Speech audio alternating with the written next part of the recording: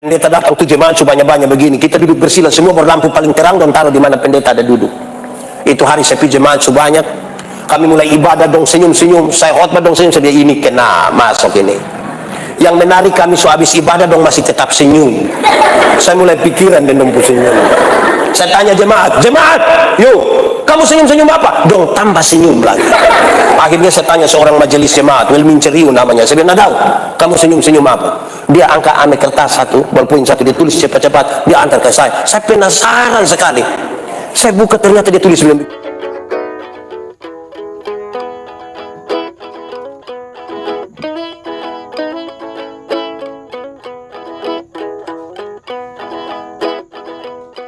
Selalu, buat sedikit selalu, yang di luar selalu, orde baru atau orde lama, kita pu istri atau orang lain pu istri. Saya lihat saudara mulai kacau ini, TT atau NTB. Menghakimi itu boleh kok tidak? Menghakimi boleh kok tidak? Boleh kok tidak? Nah yang dari tadi saudara omong-omong itu apa? Yang bilang NTT lebih bagus lah, Indonesia lebih bagus lah, kita itu dia punya nama apa? Itu dia punya nama apa? Itu serius bagi kita, saudara. Saya mau kasih tahu saudara, kalau kita baca dengan cepat, pembacaan tadi seolah-olah mau kasih tahu bilang, jangan kamu menghakimi. Sebenarnya dia mau bilang cepat begitu, tapi coba saudara perhatikan baik-baik, bukan itu sesungguhnya. Tiap hari kita berjumpa dengan orang, betul? Waktu saudara lihat orang, saudara ada penilaian terhadap orang atau tidak? Contoh, ada satu tante datang gereja pakai baju merah, rok kuning, sendal hijau. Omong dia pun nama atau tidak? Di eklesia juga ada begitu. Yang omong tuh majelis kok jemaat. Majelis jemaat. Jadi saudara-saudara, karena kita dekat dengan menilai orang lain, tanpa sadar kita menghakimi, maka Tuhan mau kasih tahu kita, kalau kamu ingin menilai orang lain, kalau kamu ingin menghakimi orang lain, ingat baik-baik, ukuran yang kamu pakai untuk mengukur akan diukurkan kepadamu. Yang kamu pakai untuk menghakimi, itu pun akan dipakai kepadamu. Karena itu saudara-saudara, kalau kamu tidak mau untuk dihakimi, jangan coba-coba menghakimi. Kira-kira begitu. Tapi mau sulit, mau bagaimana saudara, kan tiap hari kita ketemu orang, maka Tuhan sesungguhnya mau kasih ingat orang. Hei murid-murid, guru-guru Yahudi selalu ajar ini bagi kamu, bahwa mesti ingat baik-baik. Kalau kamu ingin menilai, kalau kamu ingin menghakimi, satu, ikut, satu, belajar. Apa? Satu apa? Belajar itu maksudnya apa? Menggali informasi dulu. Jangan omong orang kalau tidak tahu informasi. Kenapa? Sebab kalau orang omong saudara tanpa tahu informasi, saudara pun mau kok tidak? Mau kok tidak? Jadi kalau tahu baru, kalau tidak tahu lebih baik tidak usah. Kalau tidak tahu lebih baik tidak usah. Apalagi kalau itu tante datang dan datang langsung bilang, sudah dengar kok bang. Di sini ada kok yang biasa sedikit-sedikit bilang, sudah dengar kok belum? Ada kok tidak? Di sini ada. Itu tante ada ikut ini KPI. Ada kok. Dia pakai baju warna merah. Jemaat. Di sini tidak ada jemaat. Tuhan cipta manusia itu ada dua mata, dua telinga, berapa mulut? Berapa mata? Berapa telinga? Berapa mulut?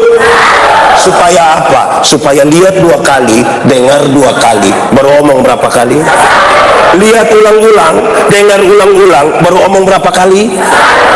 Karena ada orang yang tidak ada mata, tidak ada telinga, dia punya mulut 7.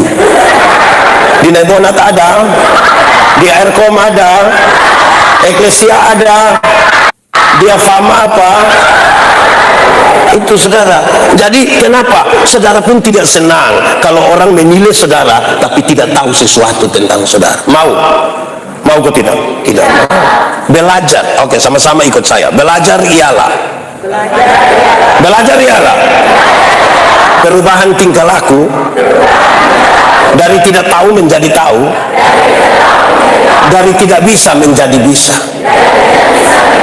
Karena itu untuk kepentingan informasi ini, waktu kita belajar itu bertingkat-tingkat. Kita bisa ukur kita ada di tingkatan mana. Satu, belajar untuk tahu. Belajar untuk tahu itu baik, karena kita dapat informasi banyak lewat bapak ibu guru, lewat media-media dan lain sebagainya. Silakan, itu bagus, tapi itu di tingkatan paling bawah. Lebih tinggi sedikit, belajar untuk tahu sekaligus bisa melakukan. Banyak orang yang sudah tahu tapi belum tentu bisa melakukan. Amin kok. Ada yang sarjana pertanian, tidak ada tomat satu di depo samping rumah itu, padahal dia sarjana. Betul kok tidak? Dia kok ada, dia laki-laki kok perempuan? Laki-laki. Siapa punyong? Dia sarjana peternakan, tapi kas kawin babi tidak bisa. Dia sarjana olahraga. Terus kita bilang, kakak corong, cokaka koprol, cokaka salto. Terus dia hanya bilang tahu dari segi teori tapi tidak bisa lakukan. Mau bikin apa? Sama kayak potong pendeta. Beta kan ajar ilmu berkhotbah, orang tanya beta, pendeta, yuk khotbah yang baik itu yang ke mana? Betul lupa maksud. Khotbah yang baik itu tulis atau tidak tulis, berapi-api atau berair-air. Saya bilang begini, khotbah yang baik itu bukan soal tulis atau tidak tulis, bukan soal berapi-api atau berair-air. Khotbah yang baik ialah omong karmana, bikin karmana. Omong karmana, bikin begitu. Jangan omong lain, bikin. Di sini juga ada. Dia ada di sini, cetunjuk. Ada orang yang malah bahkan lebih parah dari itu, pikir lain, omong lain, bikin lain, hasilnya kelainan. Jadi kalau saudara ketemu orang kelainan itu kan tidak lurus semua itu. Amin kok. Khotbah tentang kasih, tapi pulang di istri ini bangga tuh. Sebegitu istri tipu lagi bilang, mama kenapa? Tahu tadi bangun pusing kok. Kayak apa kok? Di sini ada suami yang biasa pukul istri. Ada.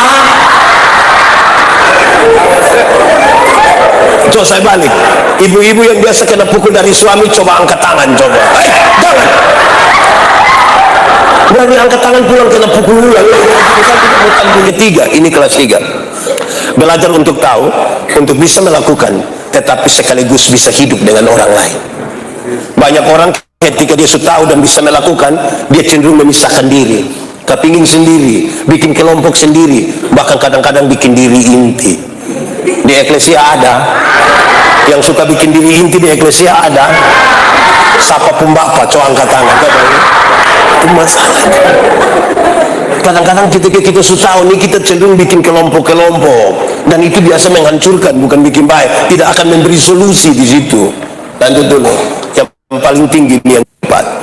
Belajar untuk tahu, untuk bisa melakukan, untuk bisa hidup dengan orang lain, tetapi tetap menjadi diri sendiri.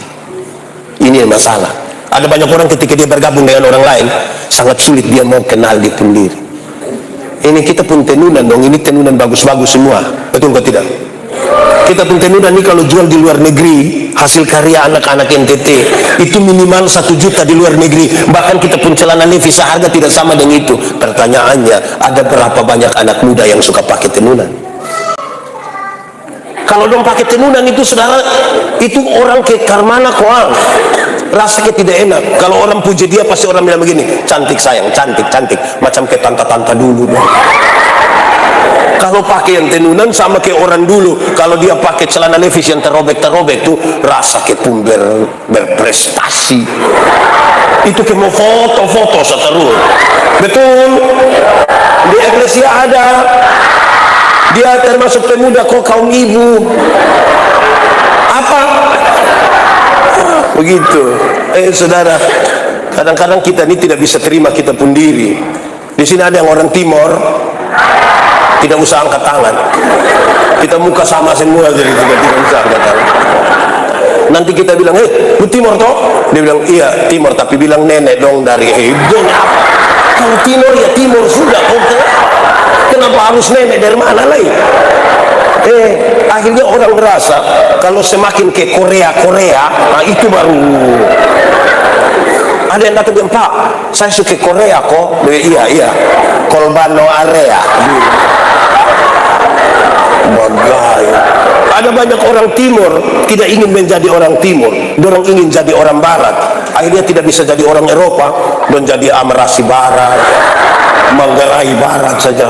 Jadi saudara, itu pertama, belajar. Kalau mau menghakimi, menilai orang dan memberi solusi, saudara harus mulai dari belajar. Dapat informasi. Saya suka omong di mana-mana, interpretasi itu hanya boleh dibangun di atas data. Kalau data tidak ada, tidak boleh. Harus dibangun di atas informasi. Interpretasi itu begini, ada satu perempuan dewasa, satu laki-laki dewasa, dorang dua bukan suami istri, dorang dua masuk satu kamar, kunci pintu, kas mati lampu. Saudara duduk di sini, saya datang, saya tanya, siapa di ruangan? Saudara bilang, Pak ini dan ibu itu. Pertanyaan kedua, dorang dua ada buat apa di situ? Yang biasa tidak kasih solusi itu dia selalu bilang begini, tahu sendiri ya. Tahu sendiri apa? Kok saya tidak tahu, kenapa kamu suruh saya tahu barang yang saya tidak tahu? Harusnya kalau saya tanya, dorang dua ada bikin apa di situ? Cukup bilang, minta maaf Pak, saya tidak tahu. Karena memang kita tidak tahu toh. Tapi kalau bilang tahu sendiri yang Pak, itu positif atau negatif? Positif atau negatif? Negatif. Makanya kalau mau tambah yang positif. Dorang ada buat apa di situ? Minta maaf Bapak, saya tidak tahu. Kemungkinan besar dorang dua ada berdoa Bapak. Sudah tadi berdoa. Makanya pakai informasi yang benar. Kadang-kadang kita asal omong. Ingat, setan itu paling suka orang yang tidak tahu apa-apa, mau omong ke tahu-tahu. Betul. Di sini dia ada ikut KPI, dia duduk di muka, tengah atau belakang? Tengah. Mesti baik-baik di situ. Oke, pertama, kalau saudara ingin memberi solusi, mulai dengan apa tadi? B. Yang kedua, belajar, sudah tahu informasi, sudah dapat informasi. Yang kedua, peduli. Kedua apa?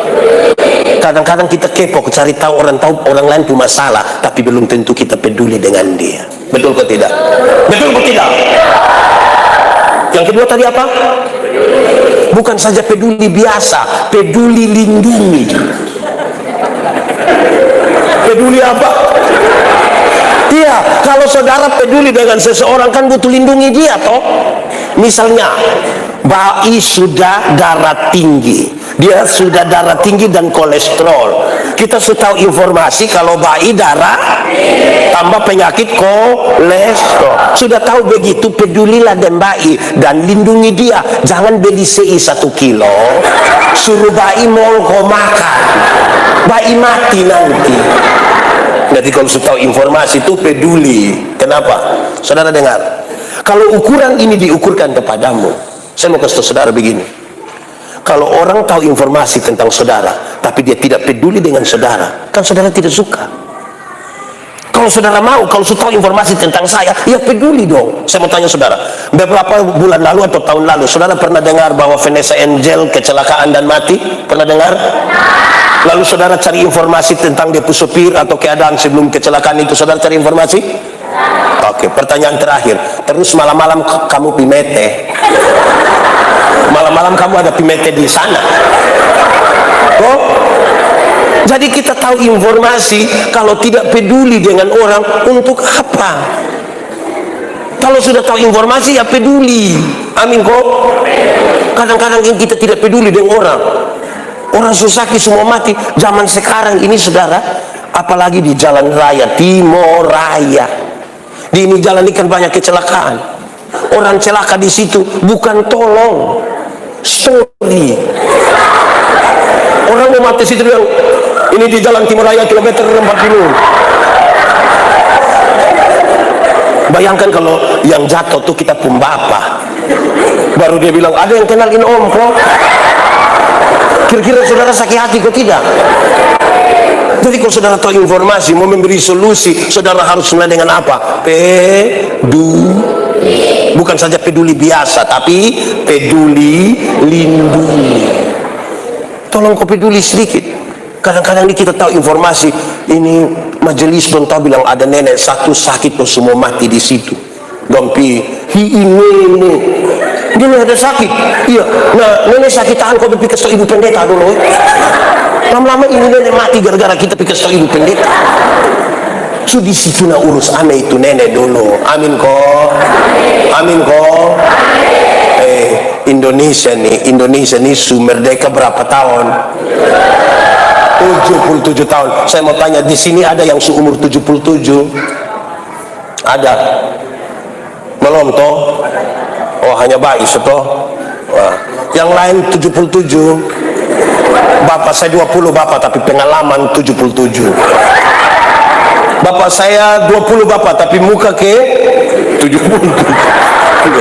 Oke, tidak apa-apa. Tapi saya bermaksud begini, saudara.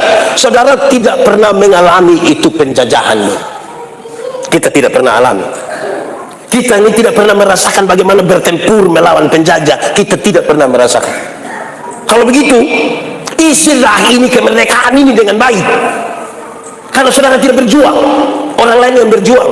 Memang yang nona-nona dong sekarang kena tembak, tapi bukan perang. Bukan orang suka dendong terus lengkap tembak beta dong. Tapi bukan perang. Lalu begitu, tolong isilah ini negara nih, kemerdekaan ini isi dengan baik. Kenapa? Saya mau kasih saudara. Dulu ada dua semboyan paling kuat kalau kita nonton film-film. Merdeka atau mati. Merdeka atau, jadi kalau tidak merdeka lebih baik mati. Atau kalau saudara tidak mampu mengisi kemerdekaan ini dengan baik, lebih baik ya itu serius tuh saudara, terlalu bagaya. Ikat merah putih di sini, merah putih di sini, berjalan begini semua. Peduli sih. Kadang-kadang yang semua orang tua, kita kan tidak ikut perang, oh yang ikut perang kita pembai dong. Itu itu kalau masih hidup justru parah juga. Paling kumpul cucu dong baru bai cerita bilang, bai dulu waktu zaman Jepang itu bai itu teman semua lari. Waktu Jepang datang hanya bai yang sendiri. Cucu langsung bilang, wih, bai pun teman semua lari, bai sendiri lari. Iya, kenapa dong lari, bai sendiri lari? Mau lari karena mana? Kok pistol di sini. Paling hanya begitu. Peduli sedikit. Kalau saudara peduli, saudara jangan hanya kritik-kritik saya ini pemerintah, saudara jangan hanya kritik-kritik saya ini gereja, saudara jangan hanya kritik-kritik saya ini negara. Tanya pada dirimu, apa yang kamu buat bagi ini gereja, apa yang kamu buat bagi ini bangsa. Satu saat ketika saya masih melayani di Sabu, persis sudah lantai kasar begini. Sekarang keramik suada ini, keramik suada. Saya pengumuman hari Minggu. Ingat, hari Kamis sore jam 4 kita pasang keramik gereja. Sudah dengar? Sudah Bapak? Oke. Hari Kamis sore jam 4 yang datang itu ada orang banyak, tapi yang tukang hebat-hebat dong tidak datang. Yang buruh saja yang datang. Tapi sebagaimana pengumuman dan maklumat harus dijalankan, saya bilang, pasang. Saudara tahu di bagian altar itu seluas ini, buruh yang pasang, dia pun miring itu ngeri, dia miring sekali, pokoknya terlalu miring. Saya lihat, saya ketakut, saya batasi biar lihat sini, saya dimasukin terus, saya lihat di sini. Saudara tahu, hari Minggu datang, yang hebat-hebat dong yang bisa pasang keramik marah semua. Kenapa pasang miring begitu? Ini manusia macam apa yang pasang begini? Dia mulai ngomong, terus waktu dia omong-omong saya tanya, lu yang omong-omong itu hari Kamis ada datang? Yang omong jago-jago itu ada datang? Tidak Bapak. Kalau tidak datang dia itu. Orang kerja setengah mati ini, lu yang hebat-hebat, lu tidak datang, dia taruh begini, lu protes.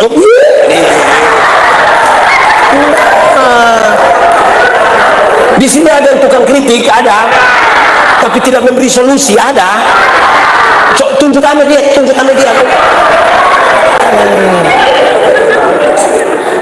Dalam gereja ini saudara, kalau saudara mengkritisi sesuatu, kan ini pembangunan tuh kalau belum habis orang tuh cerewet kalau banyak, betul kok? Tapi tidak kasih solusi. Kadang-kadang separuh terima lelang tidak bayar juga, dia tidak juga kok. Lalu saudara kritik apa? Jadi kalau sudah tahu informasi, pedulilah. Tahu peduli? Saya suka pakai contoh bosan, tapi saya suka pakai. Kadang-kadang kita hidup ini tidak baik hanya soal peduli saja. Baru beli tape satu seputar sampai jam 3 pagi. Orang piko kasih dia bilang, om, tolong kasih kecil tape sedikit dulu. Dia bilang, kok kenapa? Ada bayi satu sakit di sebelah. Oh, lu kasih tahu bayi ya? Ada tambah 2.000 di seputar. Manusia hidup tidak pernah pikir orang nih begini. Di sini ada, itu om ada di sini. Apa kok hidup tuh peduli sedikit dari orang. Ini anak muda donjol satu. Anak muda, kamu tahu motor? Pernah naik motor? Siapa pun motor? Siapa punya? Kamu pun sendiri? Selunas? Peduli sedikit dari yang penjual. Anak muda,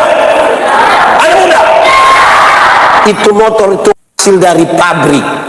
Di pabrik itu kerja itu pakai komputer, sistem komputer. Yang kerja di pabrik dulu otak bagus-bagus semua. Jadi dari dompo otak yang bagus pakai sistem komputer, don tahu memang gas di mana, rem ke mana, speedometer di mana, velg ke mana, ban ke mana, itu pakai hitungan mantap. Tapi kita pu anak dong yang tidak lulus semua mata pelajaran ini. Dorong juru reparasi motor, akhirnya motor bunyi kayak orang gila, wah.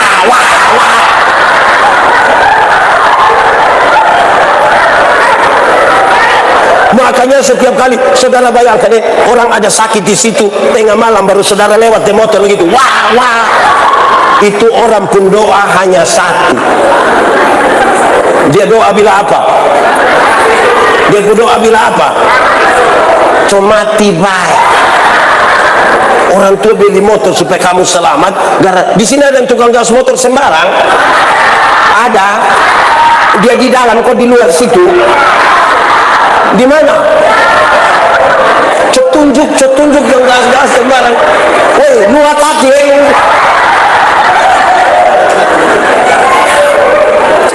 Saudara, ini serius ini. Tahu, anak muda dong, anak muda. Kamu peduli sedikit dengan kamu orang lo, bisa kok. Orang tua tuh beli kas kamu HP itu, tolong kalau telepon ambil. Ini orang tua telepon kamu kas mati, baru tulis bilang singa. Bosong lebar berinte, kamu stop kamu peduli. Kedua supaya dapat memberi solusi, karena kadang-kadang kita nih mengkritisi tapi tidak kasih solusi. Kadang-kadang saudara di banyak seminar, banyak rapat jemaat itu ada orang yang dia tidak ikut, dia di bagian bertanya saja. Di bagian kritik itu ada di dia. Yang kritik itu, makasih. Ini lihat, ini dia pun nama solusi. Jadi saudara lihat pasal gini lah tuh, makasih. Saudara lihat. Jangan saudara lihat, aduh toto payah lipu ini. Waktu yang ini, nah solusi itu mesti dari hati. Kalau kita belajar merasakan, saudara bayangkan kok keringat masuk di mata tuh. Itu sama kayak kuah bakso masuk gitu. Oke, makasih. Nah saudara, peduli. Peduli itu mesti dari hati. Banyak orang tuh dia ikut seminar, dia tidak ikut di pemateri, dia ikut di pertanyaan. Pas bagian pertanyaan itu dia yang ngomong, bahkan dia bertanya begitu rupa sampai dia jawab sendiri dia pun pertanyaan. Di sini ada satu saat di kampung ada orang bikin seminar. Dong bikin seminar begini, ada satu bab tua yang dia tidak biasa ikut. Pokoknya nanti orang mau seminar dia di luar, pas pertanyaan dia masuk. Orang ada seminar AIDS, terus pas bagian bertanya bab tua masuk. Bab tua bilang saya duluan. Oke, silakan. Bapak dong pun program ini sebagus, tapi saya usul, tolong jangan bikin kayak program-program lalu dong, jangan. Kok kenapa? Itu program lalu, itu dong hanya kasih di keluarga-keluarga tertentu saja. Jadi karena itu Bapak tolong supaya yang ini bagi neraka di semua ya. Jadi yang bawa materi iya kami ikuti Bapak. Nanti ini sini kami rata semua di keluarga semua. Nanti Bapak dapat yang paling banyak nanti Bapak. Jadi saudara, kita ini terlalu banyak mengkritisi. Ini satu saat di acara syukuran acara syukuran pernikahan, saya berkhotbah tentang lidah. Khotbah tentang lidah. Saya bilang lidah ini tempat untuk kita bisa mengucapkan kata-kata baik dan doa, tapi dari lidah ini kita bisa tipu, bisa maki, bisa semua. Sementara saya omong begitu, ada dua orang di itu kampung yang bilang begini, memang lidah tak bertulang lidah tak bertulang. Saya bilang iya. 2 menit kemudian dong ulang lagi, memang lidah tak bertulang Saya bilang iya. 2 menit kemudian ulang lagi, memang lidah tak bertulang. Oke. Terus beribut-beribut. Pas don 2 bilang memang lidah tak bertulang. Sebenarnya tidak. Lidah sekarang sudah bertulang. Lidah sudah bertulang. Pendeta, lidah itu tidak sekarang dia bertulang. Pak bisa bukti? Bisa. Kenapa? Lidah itu tadinya tidak bertulang. Tapi dia akan menjadi bertulang kalau saya minta Bapak 2 orang datang lanjut saya khotbah. Mari. Bertulang kok tidak? Bertulang kok tidak? Kita ini mengkritisi bisa, tapi belum tentu kita bisa lakukan. Amin kok. Oke, kedua pertama tadi apa? Yang kedua apa? Peduli apa? Sekarang masuk yang ketiga, etika. Yang ketiga apa? Etika. Kadang-kadang kita suka informasi, kita suka peduli dengan orang lain, tapi cara-cara yang kita pakai tidak etis. Saya pakai contoh. Ada pendeta lihat anak muda satu duduk situ, dia duduk sembarang-sembarang terus pendeta bilang dia, woi, lu itu. Terus dia juga lagi, kau juga. Waktu pendeta bilang, lu itu juga, kau juga. Menurut saudara, yang salah yang mana? Pendeta atau itu anak muda? Mana yang salah? Mana yang salah? Saudara lihat, baru saya bertanya ini, saudara sudah mengelompokkan diri. Ada yang bilang pendeta salah, ada yang bilang itu anak muda salah. Persoalannya di mana? Persoalannya di etika. Persoalannya di etika. Kadang-kadang saudara kita tidak etis. Tuhan Yesus kasih tahu kita etika. Tuhan Yesus bilang begini, kalau ada saudaramu berbuat salah, panggil dia bicara 4 mata. Kalau nanti lu omong di dia, kok dia tidak bisa berubah, panggil tambah 1 orang atau 2 orang lain. Diharapkan 1-2 orang yang kita panggil itu orang yang bijaksana, bukan orang yang ada mabok sopi baru kita bilang kakak mari nasihat sama dia kok dia. Nanti kalau kita panggil 1-2 orang ini dia belum berubah, bawalah dia ke sidang jemaat. Kenapa dia pakai kata sidang jemaat? Supaya cara-cara menyelesaikan ini persoalan pakai cara-cara bergereja. Nanti kalau dia tidak dengar di sidang jemaat, baru anggaplah dia sebagai orang berdosa atau pemungut cukai. Itu kalimat reflektif. Kalau kamu berhadapan dengan orang berdosa atau pemungut cukai, apa yang harus kamu lakukan? Kamu harus berdiam diri dan menanti kapan Tuhan bekerja dengan caranya. Itu etikanya di situ. Ini ada satu teman buat salah, kita foto dia, foto kasih di Facebook lagi, baru tulis kenalin om kok, ini om pun nama om belum deh. Tidak etis. Amin kok. Anak muda, anak muda, zaman boleh berubah tapi nilai-nilai etika jangan berubah. Ini anak muda dong, ini kadang-kadang dong pakai headset itu dong sama kayak baru lari dari rumah sakit, selang infus dong ada melekat di sini, baru duduk kalau dengan orang tua pangku kaki lah. Bos awas anak dong ini etik sedikit. Saya suka bilang di mana-mana, kadang-kadang kamu Pulago saya tidak mendidik, tidak etis. Kami dulu kan Pulago tuh gereja tua. Masihkah kau ingat waktu di desa? Itu kisah waktu ibadah pemuda kok kita baku antar pendatang tuh kok jadi. Kamu punya ini yang kamu berbohong. Apa? Kamu berbohong, aku pun percaya. Bayangkan, orang tipu juga kamu percaya.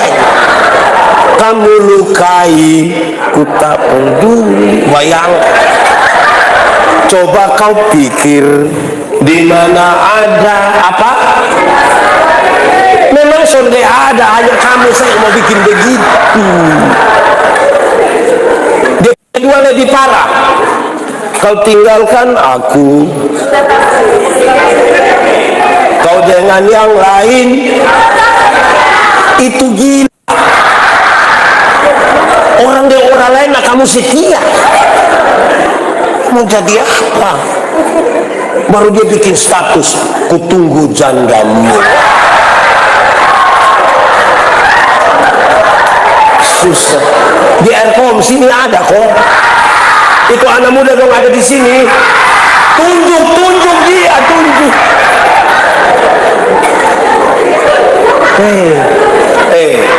Etika tuh kalau hilang tidak baik. Contoh saya pakai contoh.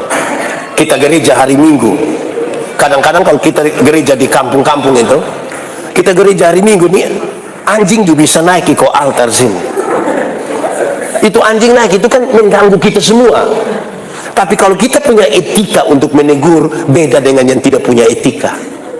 Kalau dia punya etika, dia atur begitu rupa supaya orang tidak tahu kalau dia sementara usir anjing terus keluar. Itu kalau punya etika. Kalau tidak ada etika, itu dia siapa kok anjing itu? Makan keliputuan saja kok.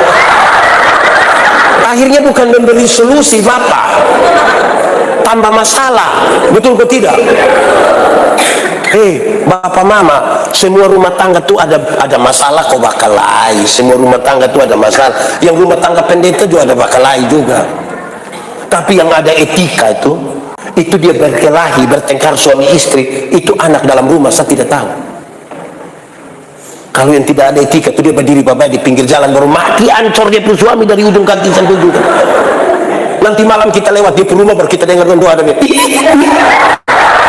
Yang tadi kamu dua semua berbunuh mati. Di sini ada fam. Jangankan itu, saya punya pengalaman kos. Dulu kita masuk asrama teologi itu, selama sekolah teologi itu kan hanya boleh di asrama itu 2 tahun. 2 tahun. Tahun ketiga sampai tahun terakhir itu kita pilih, boleh ada di asrama atau keluar kos. Kami lebih banyak kos, termasuk saya ini. Kok di asrama itu terlalu banyak aturan kos. Nah kos kan terlalu banyak tuh. Dia pun muka menghadap sini, samping, belakang. Itu kalau pagi dong sikat gigi sah. Itu kerusuhan. Hanya sikat gigi. Kok separuh.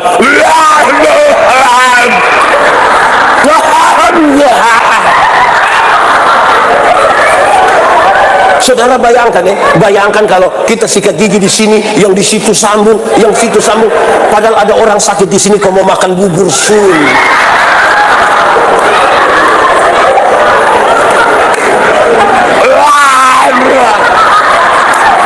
Mau kasih jatuh buang itu gargantang.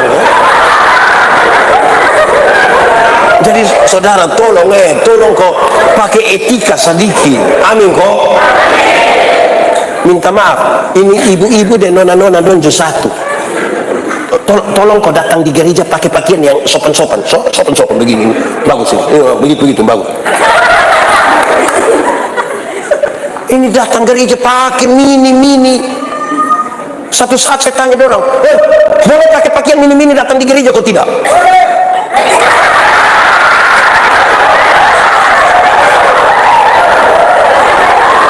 Saya tanya orang, boleh pakai mini datang gereja kok tidak? Dia bilang boleh Bapak. Kenapa boleh?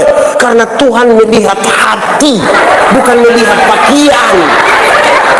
Terus saya bilang, tidak boleh. Kenapa? Tuhan memang melihat hati, bukan lihat pakaian. Tapi saya yang pendeta ini melihat pakaian, bukan lihat hati.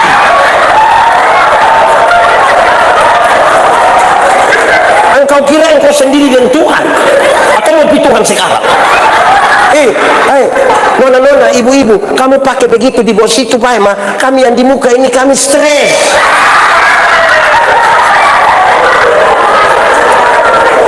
Itu kita lihat justru salah, tidak lihat lebih salah. Jadi tolong baku kasih ingat kok pakai pakaian itu sopan-sopan. Tolong kok sopan-sopan. Lihat mama pendeta ini itu saya sampai sebegini ada pakai pakaian sopan-sopan ini. Pasang pakai itu celana karet dong, kau mau kasih aku siapa? Di gereja ini. So pakai begitu lah baru naik ame ini mikrolet ini turun dia pusing sedikit mau begini. Tolong nilai etika tuh dijaga sedikit. Amin kok. Saudara tidak akan memberi solusi apa-apa kalau begini. Amin kok. Ketiga kalau mau menilai, kalau mau menghakimi, pertama apa? Kedua apa? Ketiga apa? Keempat suka. Penyerahan dalam doa. Penyerahan dalam doa. Kenapa saudara? Kita ini suka informasi, kan kita mau berubah kan? Kita peduli dengan dia, kita suka tahu dengan cara-cara yang etis, tapi kita butuh serahkan dia dalam doa. Kenapa?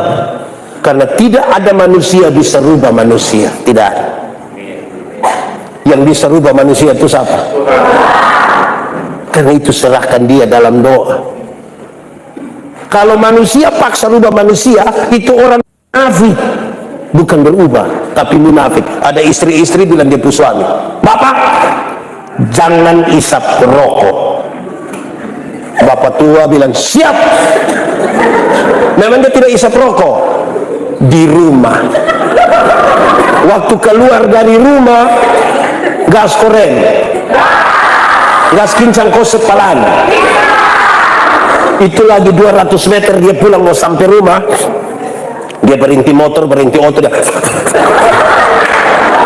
Terus datang dia cuci tangan, cuci muka, kumur, baru dia presiden. Bapak, kenapa cuci tangan, cuci muka sampai begitu? Ay mama, virus nih, woi, virus kalau baik. Di sini ada.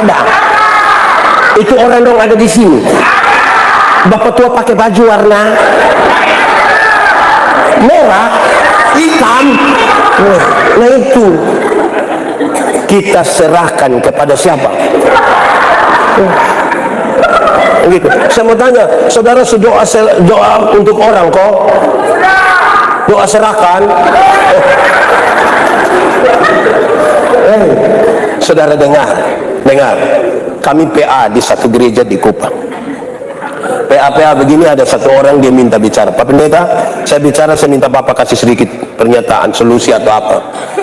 Dia bilang, Pak Pendeta, saya perlu perkenalkan diri saya. Dia setelah kasih nama, dia kasih tahu, saya punya pekerjaan sehari-hari itu saya polisi. Dan di majelis saya ini penatua Bapak. Kegelisahan saya adalah rayon di mana saya layani itu Bapak, itu orang yang pemabok judi itu di pinggir jalan situ di situ. Sebagai polisi saya terganggu. Sebagai penatua saya juga terganggu. Itu jemaat yang saya layani. Waktu dia omong begitu saya agak senyum sedikit. Karena saya senyum dia sedikit tersinggung. Dia bilang, Bapak kenapa sinis begitu? Saya pun pertanyaan terlalu remeh kah? Saya bilang tidak Bapak, saya minta maaf, saya tidak bermaksud sinis, tapi saya senyum ini karena ini. Karena saya yakin apa yang akan saya sampaikan ini Bapak tidak pernah lakukan. Dia bilang apa?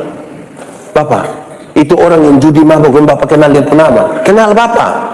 Kok kami tinggal sama-sama tiap hari ini kami sama-sama. Kok berarti dia pun nama dong Bapak kenal? Kenal Bapak. Oke, kalau begitu saya mau tanya. Karena Bapak kenal ini orang dan Bapak mau ini orang dan berubah, saya mau tanya, pernahkah satu waktu Bapak berdoa kepada Tuhan sambil menyebutkan itu orang pun nama satu-satu? Pernah kok? Dia diam sedikit dan dia air mata menetes. Beberapa bulan kemudian dia ketemu saya, dia pegang tangan Pak Pendeta. Benar, yang Bapak omong itu benar. Doa merubah. Doa. Tolong kau berdoa, tapi jangan doa serahkan. Ini orang tua ada sakit berat dan datang dan lihat imam tua bilang, aduh ini anak paling baik. Dia bilang tidak apa-apa mama. Pas kita keluar, anak keluar dia bilang, tua mati sudah mati. Jangan sampai kok kadang-kadang anak dong satu saya suka omong di mana-mana ini anak dong ini dong tidak perhatikan orang tua mah. Orang tua pas sakit sedikit dong langsung lompat datang bilang sertifikat. Ini anak ini kalau lepas dia ini dia urusan dengan koperasi nanti. Di sini ada urusan koperasi, ada harian atau mingguan. Nanti saya kasih tahu dan datang lagi.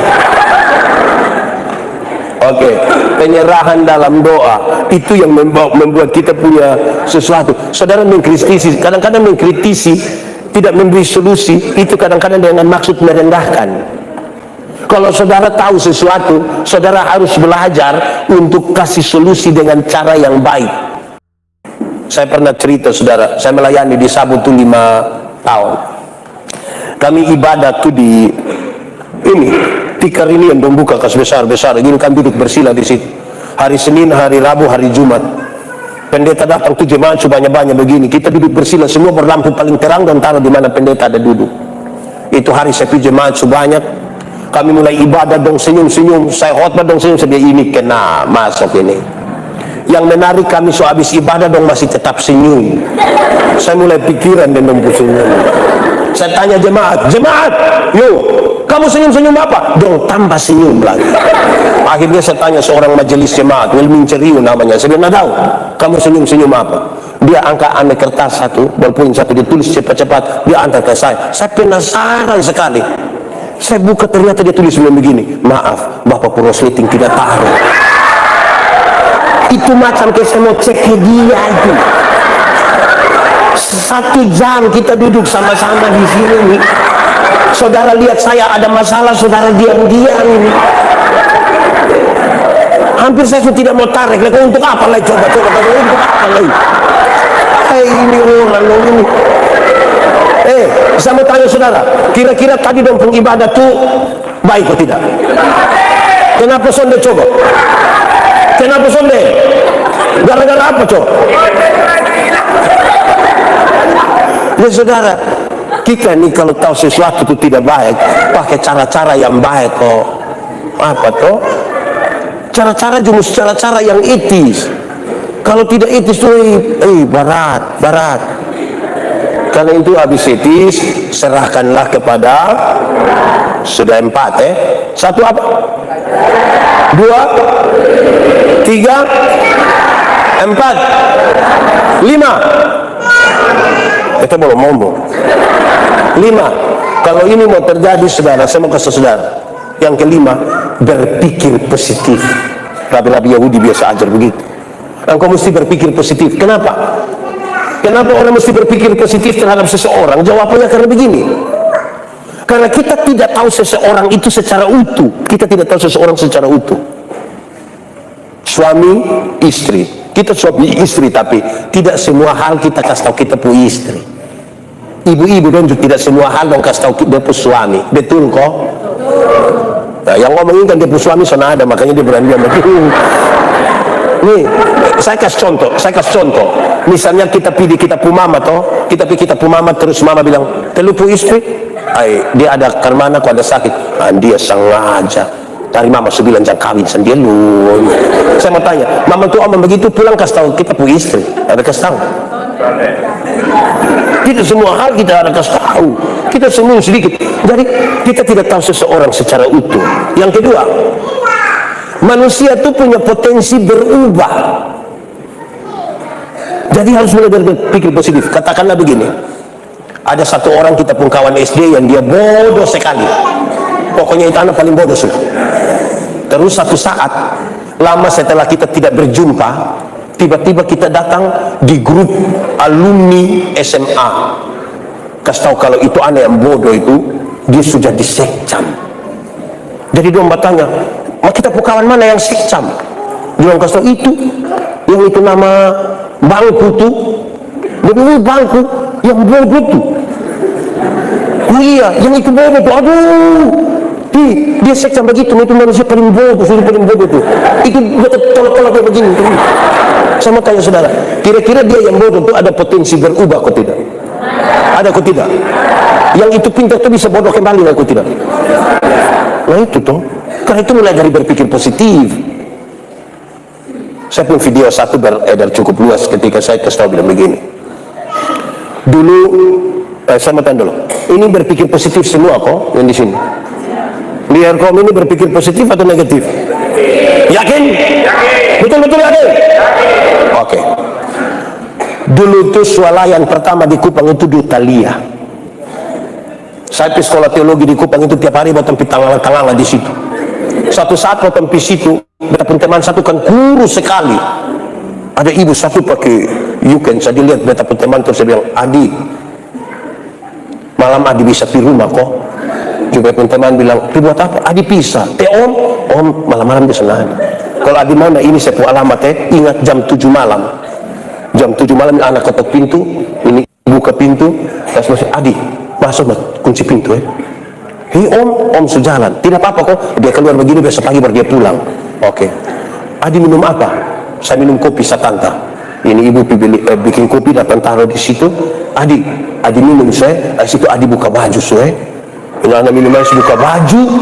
Ini ibu datang bawa anak kecil satu, terus ini ibu bilang kita anak kecil yang begini. Itu kalau lu sudah makan nanti lu pembadan kayak gini om.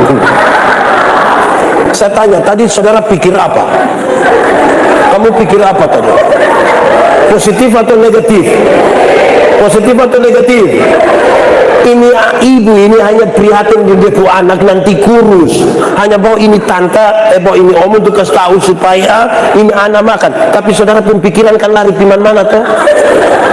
Kita disesatkan oleh kita pemikiran sendiri. Kalau kita sudah disesatkan oleh kita pemikiran, saudara mau memberi solusi yang benar. Ada apa-apa tuh berpikir positif duluan. Satu saat saya dengan ibu pendeta, kami dua di atas mobil, mau dekat lampu merah begitu, ada mobil satu dari belakang lari kencang. Saya tahu bahwa kami kaget, ibu pendeta marah, ibu pendeta, ini manusia lari sembarang saja. Saya bilang, mama, berpikir positif. Menurut mau positif bagaimana Bapak? Ini kok misalnya celaka Bapak? Mama tidak boleh berpikir positif. Tua agak marah sedikit, Tua, oke, Bapak yang bilang pikir positif. Coba manusia lari begitu, Bapak mempikiran positif dan lain. Saya bilang, Mama mesti berpikir positif. Misalnya, jangan sampai dia semua mencret. Makanya dia lari cepat itu toh. Siapa yang kalau mau mencret dia bilang, aduh maaf kita tidak boleh. Orang memang jadi dia akan buru-buru. Jadi mulai besok kalau ada yang gas motor lari kencang, kemungkinan besar dia mau berpikir positif satu. Ya, saudara kalau berpikir negatif terus, saudara tidak akan pernah memberi solusi apa-apa. Bahkan itu nanti jadi kontraproduktif, nanti bertentangan.